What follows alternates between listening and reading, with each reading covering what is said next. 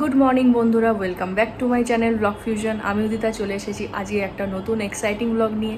তো আজকে আমাদের বেনারস থেকে চেক আউট, আমরা একদম রেডি হয়ে গেছি। তো চলো এখন নিচে ব্রেকফাস্ট করবো, ব্রেকফাস্ট করে ফটাফট বেরিয়ে যাব, কারণ আজকে আমাদের অযোধ্যা যাওয়ার আছে। তো চলো ভিডিওটার সাথে থাকো আর দেখতে থাকো। তো চলো ব্রেকফাস্ট রেডি, ফটাফট ব্রেকফাস্ট করে এখন আমরা এখান থেকে বেরিয়ে যাব। চলো না, এখন আমরা এখান থেকে বেরিয়ে যাচ্ছি টুয়ার্ডস অযোধ্যা। রাস্তায় যেতে যেতে সবটাই আপনাদের সাথে শেয়ার করব, সঙ্গে থাকুন আর দেখতে থাকুন। বেনারসের এই হোটেলটা খুবই ভালো ছিল, যারা যারা আসবেন অবশ্যই এই হোটেলে কিন্তু থাকতে পারেন, ভীষণই ভালো। তো এখন আমরা বেরিয়ে গেছি towards Ayodhya, on the way আছি, সবেই বেরোলাম। দু ধারে এরকম সারি সারি মানে গাছ, খুব ভালো লাগছে, এত সুন্দর প্রকৃতি আর সবুজ, মানে এরকম তো কলকাতায় দেখাই যায় না বলতে গেলে, খুবই কম। এই জন্য মানে এখানে দেখতে কিন্তু ভীষণই ভালো লাগছে। এই যে দেখুন, ক্যান্টনমেন্ট বোর্ড অফিস, এটা অনেকটা হিউজ জায়গা। দেখুন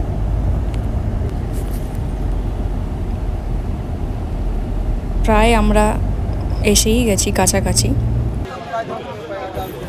মন্দিরের বাইরে দেখুন ছোট ছোট এরকম স্টলের মতন আছে, যেখানে নানান ধরনের জিনিস কিনতে পাওয়া যায়, ওই রামলাল্লা সমস্ত কিছু।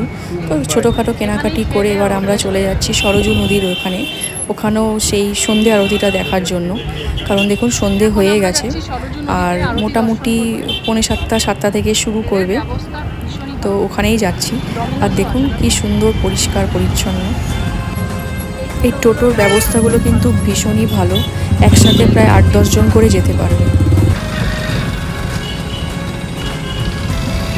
একটা জিনিস যেটা আমার অযোধ্যার খুবই ভালো লেগেছে, খুব পরিষ্কার রাস্তা, খুব সুন্দর ব্যবস্থা। এটি আমাদের প্রয়াত সিঙ্গার শ্রীমতী লতা মঙ্গেশকরের আদলেই কিন্তু এই বিনিয়োগটি তৈরি করা হয়েছে, তারই উদ্দেশ্যে কিন্তু এটা তৈরি করা হয়েছে।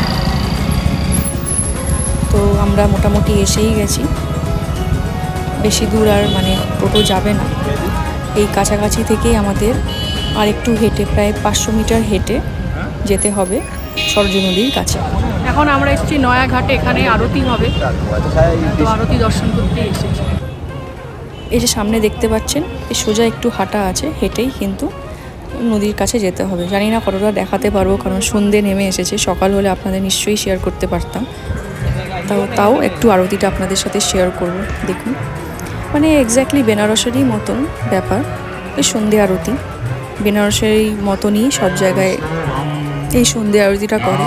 দেখুন কত মানুষ এসেছে সন্ধে আরতি দেখতে, সাথে আমরাও এসেছি।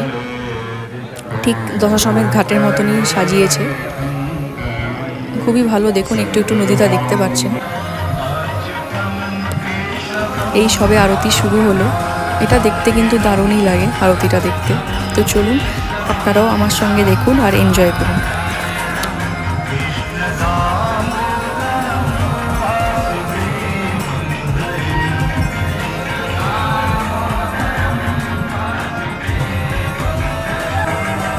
এই যে আমরা সামনে একটু জায়গা পেয়েছি, তাই বসে পড়েছি এখানে। মানে জায়গাটি সিনিয়র সিটিজেনের জন্যই তৈরি করা।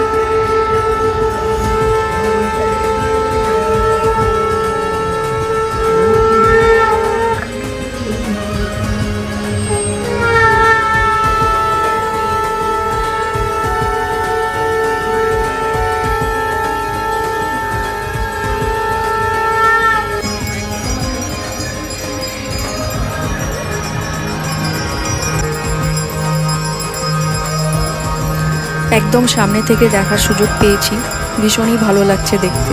আগেও দেখেছি বেনারসে, কিন্তু এত কাছের থেকে দেখতে পারিনি সন্ধে আরতিটা। তো এখানেই দেখছি, ভীষণই ভালো লাগছে।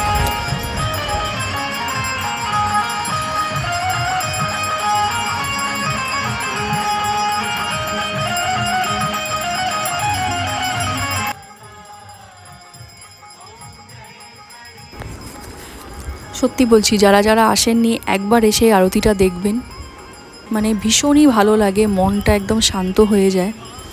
আর এদের এই জিনিসটা ভীষণ ভালো লাগে, সবাই একসাথে একভাবে গঙ্গাজির আরতি করছেন।